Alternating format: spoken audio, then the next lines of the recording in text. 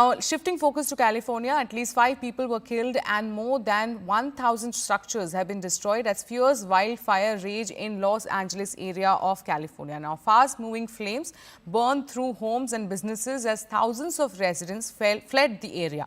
At least 5 people have been killed, and even as effort to douse fire remain underway, now 3 fires continue to burn uncontrollably in that area. The Palisades fire, the Eaton fire and the Hearst fire continue to rage even as evacuation for at least 1 lakh residents continues. We just drove to Altadena, and just happened upon this block, got out, and I imagine it is like that. And you hear these explosions. There was an explosion that I caught. I put it on Instagram about 20 minutes ago from a house right down there. Just heard an explosion, and that is, gas canisters, propane tanks go off. So you hear these steady booms off in the distance, or sometimes uncomfortably close. But look, see, that's the crew I was talking to before. They've now moved down. They're scoping out. Let's walk over. They're looking at these houses. I'm assuming if they're going to stop here, maybe they would have decided these are defensible houses, and they're going to try to do what they can. There was a woman who lives in that house, that second house down there, about 5 minutes ago. We saw her on her lawn, and she looked very confused. And I mean, I'm no expert, but I said to her, I think you should leave. And she did. She had actually come back to just get some stuff. But when this house exploded, and it was quite loud, I think that freaked her out and made her realize maybe she should get out. Anyway, she got in her vehicle. She got her cat. She's gone. But it looks like this fire truck now, it looks like they're just going somewhere else. It's an extraordinary thing. 30 minutes from here in Hollywood or West Hollywood, Beverly Hills, there's coffee shops open, and you can see smoke in the air. You get in your car, you come here. These areas are blocked off, but it's so close to where regular life is continuing, and for the people on this block, their lives now are forever changed. Look, this fire is now spreading down this block. We've been watching this. Here's what happened on this block. This house was on flames. Let's walk over here. There's a down cable line, so we just want to be careful about that. Let's go around it. Okay, so now the house next door caught.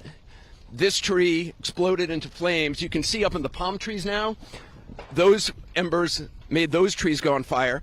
I don't know if you can see through the smoke. Behind the palm trees, there are now these very tall vertical trees. I don't know much about shrubbery. I don't know what they're called, but they're huge, tall trees. They are now just like flames shooting up into the air. This second house now, I mean, that is just gone. That car, I believe that's the explosion we heard a short time ago that I recorded. But now look, it's spread down. This is new.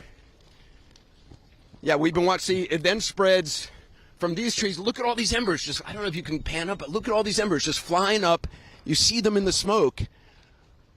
All of that. The winds are a little, or have died down here, but those can just get picked up by winds for miles, and they can go for miles and light down, fall on somebody's roof, and a whole new fire will pop up. So this house is gone. This house is now underway. The left side of this house is ignited, and also now the house nearby it. But literally, I mean, these embers are like snowflakes. They're falling all around us. The sun, I mean, this is what's so crazy. If you can't even see the sun. It is completely blacked out. What's the latest? Well, 5 dead, likely more. Just complete and utter devastation. I've been in a lot of these fires, a lot, going back to Paradise, and this approximates Paradise. It's not a numeric. It's just a feeling, sense of loss, place, belonging. Still no containment. No, we're at zero containment. The winds have been a little bit more favorable, as you've seen in the last few hours. So we've got the helicopters back up. We've got some fixed-wing aircraft. Out on the coasts, it's a little different. It's pretty intense. We have 23 aerial assets just at the Palisades, but a lot of them are not operational because of those winds. So it's a combination of challenges. That said, we've depleted all our resources. Northern California, we'd already pre-positioned on Sunday hundreds of personnel, special units, water tenders, dozers, engines, helicopters, and it wasn't enough. And now we're getting the mutual aid system, the EMAC system. Governors from all across the country are calling. Oregon sending a few dozen engines, and Arizona, Utah. We're just grateful for all the support. A lot of these firefighters that I was talking to on the street, they've been working, 26, 27 hours. Are they that's just going to continue? I mean, there's not enough folks here. Yeah, I mean, we got a few thousand people working on this, and luckily we were fully staffed. The U.S. Forest Service is staffed up traditionally at this time of year. Remember, we're in January. It's supposed to be wet this time of year. It's supposed to be wet. I mean, so this is anomalous. I remember Paradise happened in November. I mean, so there's no fire season in California. It's year round, but to have this level, the acuity of fires is without precedent. These winds are without precedent, and the challenge is these winds are going to continue on and off, a little bit less intense. Last night, you got 80, 90-mile-an-hour winds.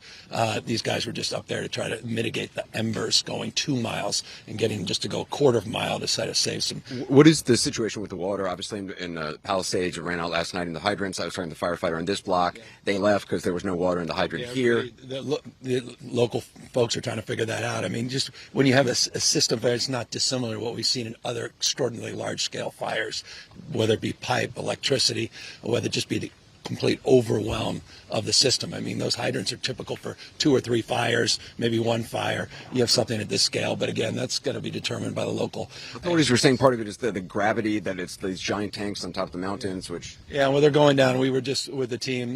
They're getting the tenders down to Pasadena, filling things back up, coming back up.